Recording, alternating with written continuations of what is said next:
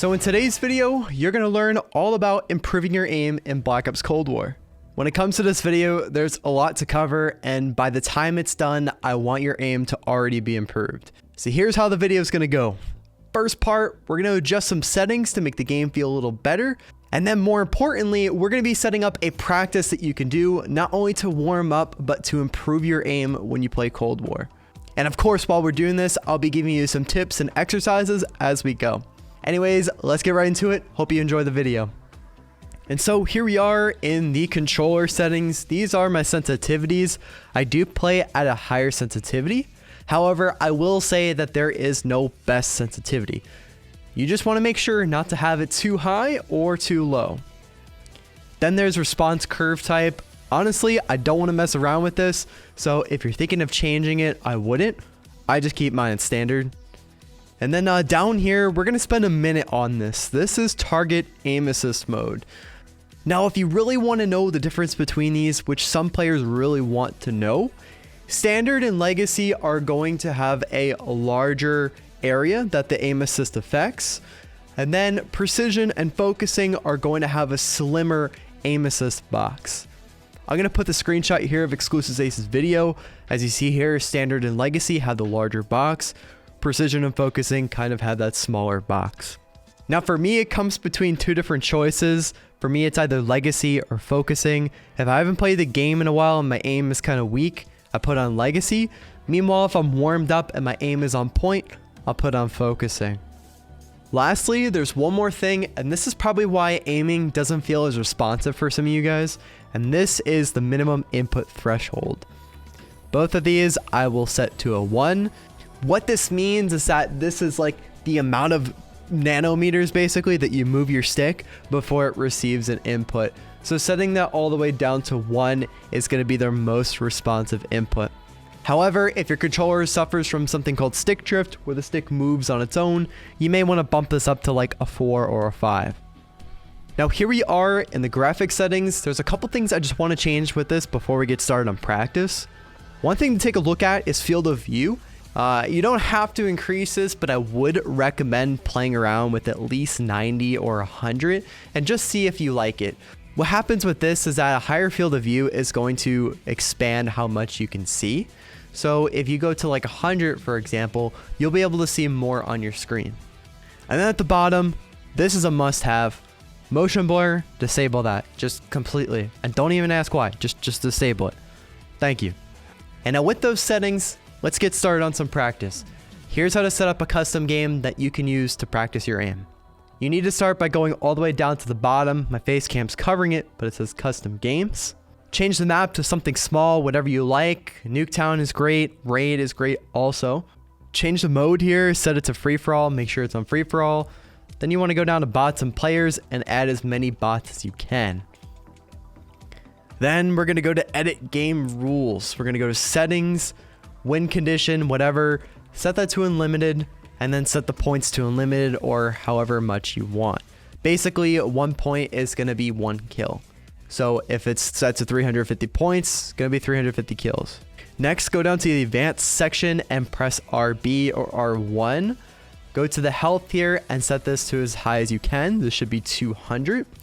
Setting the health to 200 will take more shots to kill an enemy, but doing so will help improve our aim. And that right there is how you set it up. You'll have to back out, and when you do, you'll have to save your changes. So we could just set the name here to bots and then hit save, and it should be ready for you the next time you go into a custom game. All right, so let's shoot up some bots. I ended up picking Nuketown instead of Raid because Nuketown is just a little smaller and I want to get more kills for this video. When you're first doing this, you may ask yourself like, hey, how long should I do this for? Should I get 20 kills? Should I get 2,000? Obviously, the more kills you get, the more practice. But if you're just looking to warm up, I recommend doing this 20 minutes a day.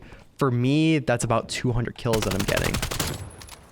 I would do this all the time to prep for Warzone. I would load this up with bots. On that game, we had 250 health, so I'd do that. And I would get 200 kills. Now, while we're having this practice here, let's just talk some general tips that'll help improve your aim. The first thing I see that a lot of players do wrong is something called centering. So what centering is this crosshair you see in the middle, this white dot. This is basically placing the crosshair where you think enemies are going to be as you're moving. So with some players, they will just place their crosshair at the floor like this. Or let's say they're going through a doorway, they'll place it like right here. And you have to move and aim to the enemy when you do that. So it makes things harder for you. But as you see here, I'm kind of centering my crosshair at the door, and it makes it easier. So basically what I'm saying is make sure you have your crosshair placed where you think enemies are going to be, preferably in doorways and spawns like I'm doing right now, to make aiming a little easier for you. If your crosshair is not centered like I just did, then you'll have to spend time aiming towards the enemy, and that could potentially lead you to aiming past them. Now, I'm going to be honest with you, aiming in this game is actually pretty easy. So if this practice is already too easy for you, one thing you should do immediately is take off your aim assist. Just go down to target aim assist and put it to disabled, and you will no longer have it.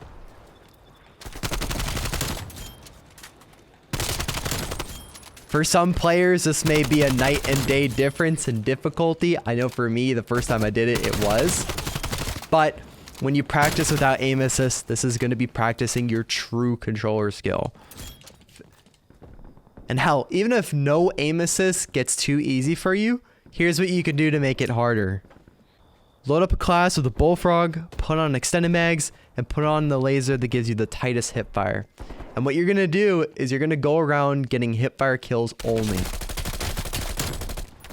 While you do this, you also want to practice strafing around the enemy. What this is going to do is teach you how to find, control your aim, especially while strafing around. And it helps train your aim for those CQC situations. So again, like if you get really bored while practicing, or if the aiming becomes a little too easy for you, these are kind of some things that you can do to make things more fun and get better warm-ups in. Another thing that I'm going to go ahead and recommend are something called Kontrolfreeks. These have been around for nearly a decade now, but what these are little plastic things that you stick on your controller sticks. And what this does is, of course, increases the height, but it also gives you more range of motion. So bottom line, having a taller stick is going to give you finer control over your aim. And I'm not even sponsored with these people. Like, there's not a code that I'm going to throw at your face. I think they're about 20 bucks for a set of 2. And again, I would highly recommend them. Now let's take a look at one last thing, and this is controlling your recoil. I know a lot of guns in this game don't have recoil, but for this example, I'm grabbing this gun with the most recoil. It's called the FAR. Look at this recoil. Absolutely insane. Goes like a zigzag. In Black Ops games, the best way to control your recoil is learn how to tap fire. So you see, this is the recoil without adjusting for it, without tap firing, but this is me tap firing.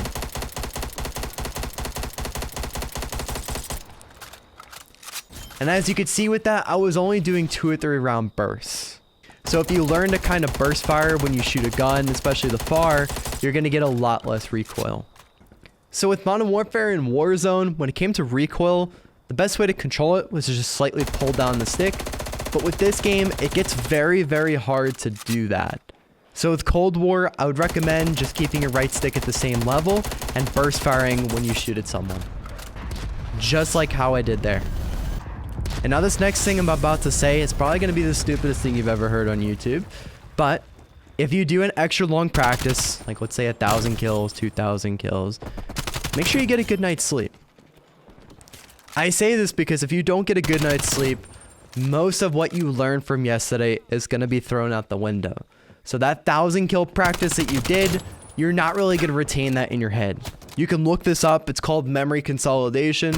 But just for the love of God, please get good sleep. But as you can see here, coming up on 200 kills, and the aim is looking pretty steady. I may actually get some sleep myself in a bit.